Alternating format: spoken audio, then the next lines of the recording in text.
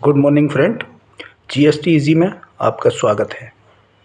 आज आपको बताएंगे central board of direct tax द्वारा एक ऑर्डर इशू किया गया है 21 जनवरी 2025 को रिगार्डिंग डायरेक्ट टैक्स विवाद से विश्वास स्कीम। डायरेक्ट टैक्स विवाद से विश्वास स्कीम इंट्रोड्यूस की गई थी फाइनेंस एक्ट 2024 द्वारा और 1 अक्टूबर 2024 से ये इफ़ेक्ट में आई थी। इसके साथ ही जब ये स्कीम इम्प्लीमेंट की गई थी, कुछ डिफ़िकल्टीज़ इस स्कीम के इम्प्लीमेंटेशन में आई, जैसे कि कोई पर्सन, कोई असेसी है जिसके संबंध में एक ऑर्डर पास किया गया है और बिफोर स्पेसिफाइड डेट, और जो स्पेसिफाइड डेट थी वो थी 22 जुलाई 2024, और ऐसे ऑर्डर के संबंध में अपील करने के लिए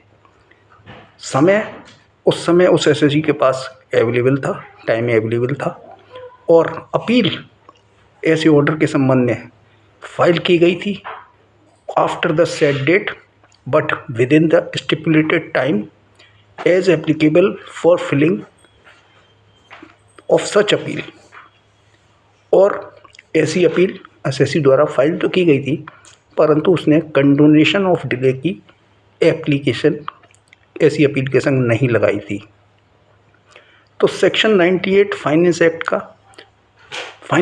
2024 का सेंट्रल गवर्नमेंट को पावर देता है कि यदि इस स्कीम के इम्प्लीमेंटेशन में यदि कोई डिफ़िकल्टीज अराइज होती है तो सेंट्रल गवर्नमेंट ऑर्डर द्वारा, जो कि इस स्कीम के कंट्रावेंशन में नहीं होगा, किसी भी तरीके की आने वाली डिफ़िकल्टीज़ को रिमूव कर सकती है। इसलिए 20 जनवरी 2025 को सेंट्रल गवर्नमेंट ने सीबीडीटी से एक ऑर्डर इशू हुआ, जिसमें गवर्नमेंट ने व्यवस्था की है कि ऐसे व्यक्ति के संबंध में, ऐसे करदाता के लिए जिसकी अपील 22 जुलाई 2024 को पेंडिंग समझी जाएगी, यदि उसने ऐसी अपील फाइल कर दी है इस स्कीम के लागू होने के लिए, और ऐसे पर्सन को अपीलांट समझा जाएगा इस स्कीम के अंदर। और ऐसे केस में डिस्प्यूटेड टैक्स की कैलकुलेशन, उसकी राशि की गणना ऐसी अपील के आधार पर की जाएगी जो उस करदाता ने फाइल की है डायरेक्ट टैक्स विवाद से विश्वास स्कीम के कॉन्टेक्स्ट में।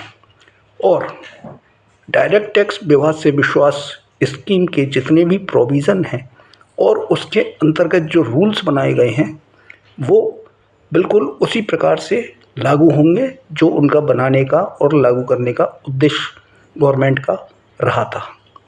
तो ऐसी ही रोचक और गहन जानकारी के लिए, जीएसटी और इनकम टैक्स के तथ्यों से अवगत रहने के लिए जीएसटी इसी को सब्सक्राइब करें। Thank you.